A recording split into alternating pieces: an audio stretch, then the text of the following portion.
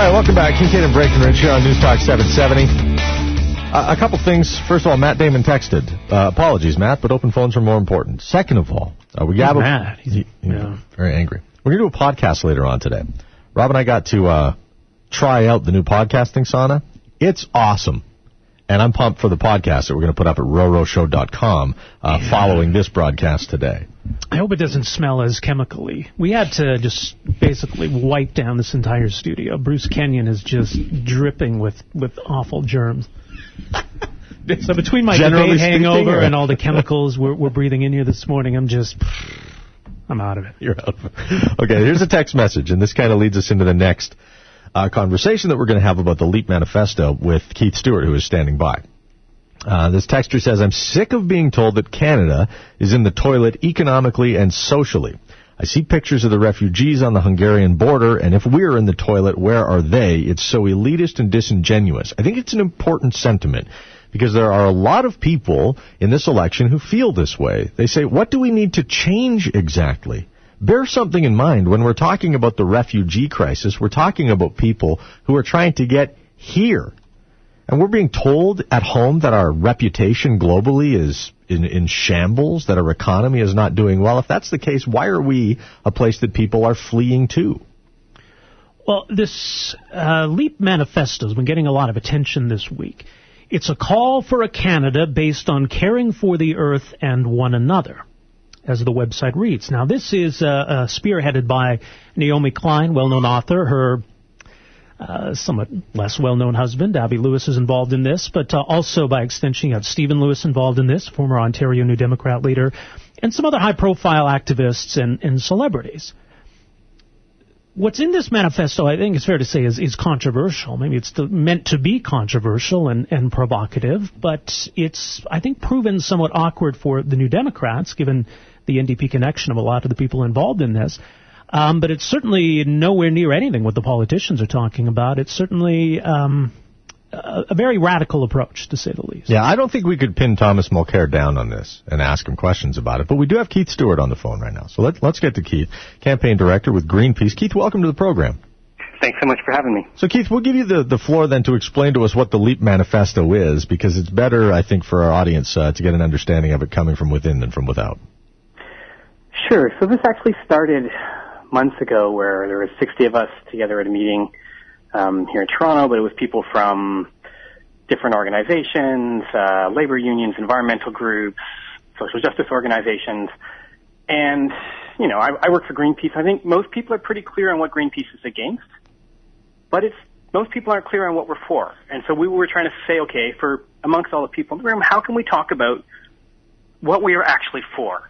And I mean, you know, I worked for a bunch of environmental groups, and let's be honest, when environmental groups say, here's some nice things we'd like to see happen, it doesn't get nearly as much attention as if we say, stop this bad thing. So we're trying to figure out, okay, how can we actually get this message out? And an election, actually, we think is a great time. Most of the political pundits thought that this was a terrible idea, that you would actually introduce new ideas in the middle of a campaign where people are voting. You know, please don't bring in new ideas. We have a horse race to run, was sort of the Globe and Mail editorial. Right, but tell us about the ideas, though, because we understand there's a politicization of this, but what is the new idea? So one of the big ideas in here is scientists are telling us, you know, climate change, this huge threat. Every political leader around the world has agreed with this. Even Stephen Harper has said it is, you know, one of the greatest threats the world and Canada faces in the 21st century. You know, he said that publicly. And yet, no one is actually talking about any kind of solution on par with the threat. So if we're saying, if you actually took this seriously, what would you change? And I think that the new approach in this is to say, like, actually a lot of these changes would make Canada an even better place. Okay, so let's get to the meat, though. Like, what are the changes? What do you propose? Because I'll tell you what this campaign is rich with is platitudes, but no one's got plans. So give us the plan. Sure. So one of the things we're saying is we need to put a price on pollution. And that, again, is agreement across the political spectrum, but the minute you actually start talking about the details of that, everyone kind of slides away. We saw that in the election debate last night. So we're saying put a price on pollution, which is one part of the solution. We're also saying Canada needs to actually value forms of work that aren't right now. Things like caretaking work, teaching, social work, etc. These are low carbon jobs. These are part of that new economy. We have to respect the inherent rights and titles of First Nations people. This is part of the foundation of Canada, treaties. And we haven't been respecting those treaties. We haven't been living up to them. We have to start doing that. That actually can be part of this transition to a new type of economy. We need to actually build great public transit systems. We need to build green energy systems. Doing this will create a lot of jobs. And we need to make sure that the people who have jobs in the fossil economy, which will be phased out over decades, it's not happening tomorrow, get those new jobs. They have the training. They have the ability to move into those, building solar panels, the new sort of decentralized grids that are where people are producing their own power in their own homes. We need to have high-speed rail that actually works, like they actually do in Europe. We need to have a farming system that isn't as hard on the land, that actually more sophisticated system. It'll can provide all the food that we need, but without massive inputs of fossil fuels, basically, and chemicals. All right. So these are the types of things that we're talking for, an end to fossil fuel subsidies. If you're trying to move away from something, the last thing you should do is be subsidizing it. And we do have major subsidies for fossil fuels still in this country. We also want to have changes to the political system. We want to move to a system where every vote counts. They move towards proportional representation, so the government actually reflects the will of the people. None of these things are particularly new. What we've done is we sort of brought them together into a package to say, we actually think that if we did these things, Canada would be an even better place. The need to act on climate is also an opportunity to address a number of other problems at the same time. Forgive me, Keith, I see a lot of irony and contradictions in what you're saying. For example, proportional representation, just to take one, and I think there's a case to be made for proportional representation.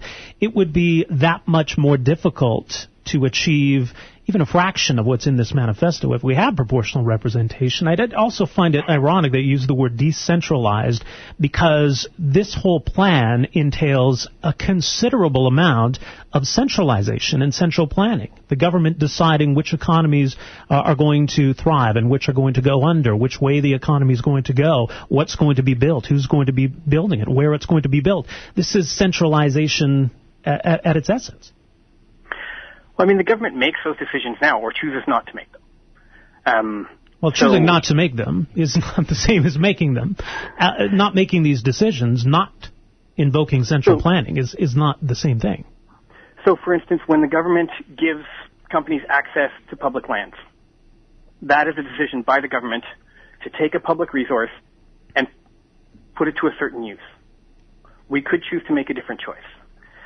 Decentralized, one of the big changes that's going to happen this century is energy systems are going to go the way that our sort of phone and computer systems have gone, much towards from a very centralized, oligarchic type model where there's only a few big companies and a few sort of ways of getting your energy, to a much more decentralized system. That's sort of inherent in the new technologies that are being developed.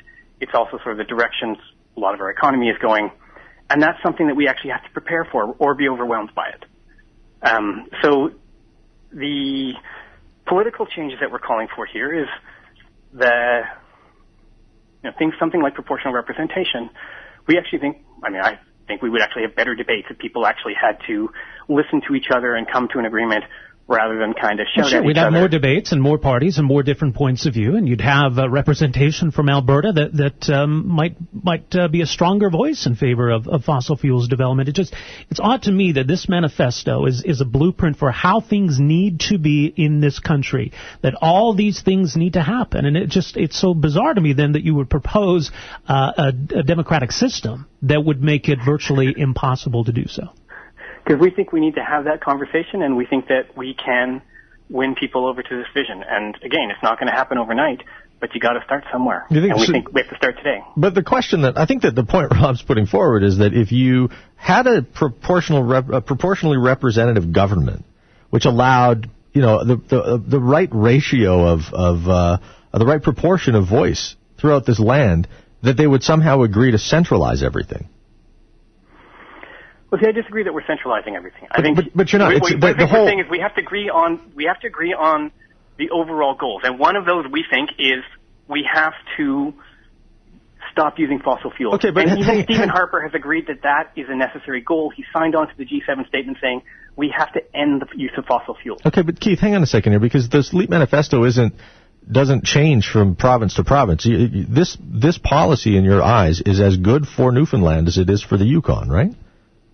Well, the goal is to have this inject new ideas. Is that yes or no? The LEAP manifesto is as good for Newfoundland as it is for the Yukon.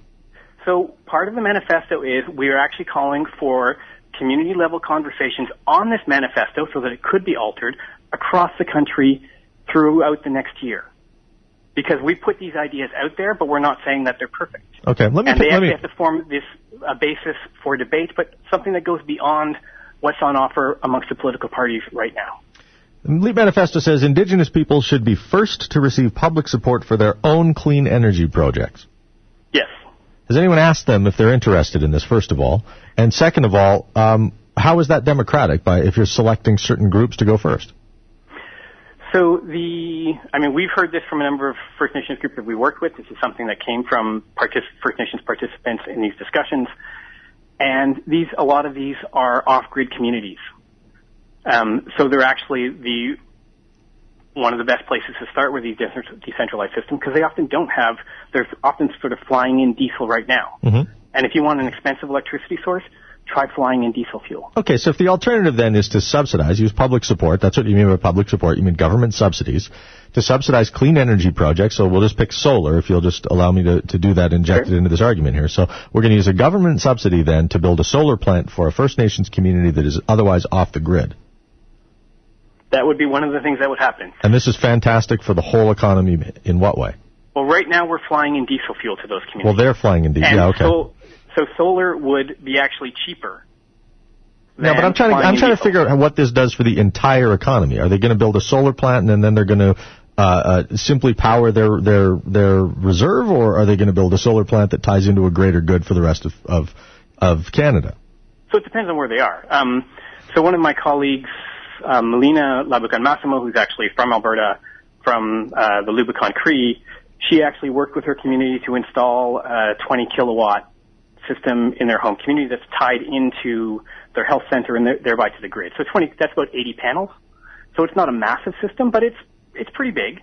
It's providing a good chunk of power to that community, and it's going to save them money in the long run. Is there a benefit to the community besides the money saved and the energy, though? Do they get paid for putting energy into the grid? Yeah, so they own that system, and they're going to get paid for they don't have, so some of it is they don't have to buy the electricity from the grid, okay. And when they have excess, they get paid for that. Okay, I'm also curious too, Keith, by the way, what about the sovereignty and the self-determination of Aboriginal communities that have chosen to pursue oil and gas development, that have set up companies that employ Aboriginals to do so? Would they be told to stop? So this is a transition that's going to happen over decades. And well, that doesn't answer the question. So we think that we do think that fossil fuels need to be phased out, and that other opportunities have to be made available to communities, and that's something so those communities will be told what to do as well. Well, then pick another resource. Then what about diamonds or fruit or golf courses? Well, no, okay. Well, but let's look at another important resource. That would be rare earth materials, because if we're going to go heavily on solar, especially wind power as well, we're going to need a lot of those, aren't we?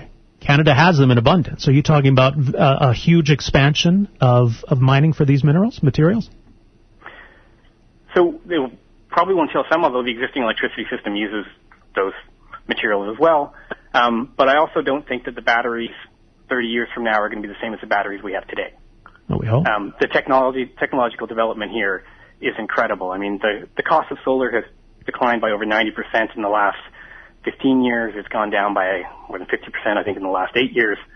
And part of that's sort of new technological development. So right now, I wouldn't want to say in 2050, solar panels and batteries are going to look the same as they are today. Because if you look at your phone from 35 years ago compared to the phone you have today. Okay, but Keith, you guys aren't talking about let's wait 30 years and then we'll start this. You're talking about starting this right now. You're talking about a heavy shift in the short term, and that's going to mean a lot more of this stuff. So we can go digging for it ourselves. Well, I mean, we're building stuff with these materials right now, so it's building different stuff. Okay. Yeah, I get it. I think that you're leading us to mine the oceans for lithium in this case, but that's fine. Let's go down to one more thing before we run out of time here, Keith. And one of the most curious parts of this LEAP manifesto is this idea that we should have our own self-sustaining economy here and that we don't need foreign trade deals. We just close ourselves off to international trade. No, it's calling for a different kind of international trade deals. The trade deals right now, we think, are primarily for the benefit of corporations. We want trade deals where people come first. What does that mean? And that, again, is a long-standing... But give me an example what does that mean? of that. So I don't even understand what that means. Something like the NAFTA Chapter 11, where a corporation can sue a country for lost profits if that country makes changes to laws, for instance, for environmental reasons, which means that the company can sell less. Well, how's that been used? I can think of an example where Canadian industry, the beef industry, has sued the U.S. government because of unfair legislation, that being country of origin labeling. So that was an example where Canadian companies were able to ensure that we weren't getting a raw deal out of a trade deal. That sounds good to me. Yeah. So what we're saying is we would have different kinds of trade deals. But what would they look like? So that would be a very long discussion, and I can send you some stuff that would. Well, would you completely liberalize trade though and destroy cartels? Like, would you allow the milk cartel to continue to operate in the protectionist way that it does in Canada? So I would say I don't actually have an answer to that right now because it's not my area. You'd have to pick a winner there, right? You have to choose between farmers and jobs or consumers in that case. You have to decide what's more important, to have $4 cartons of milk or 50-cent cartons of milk.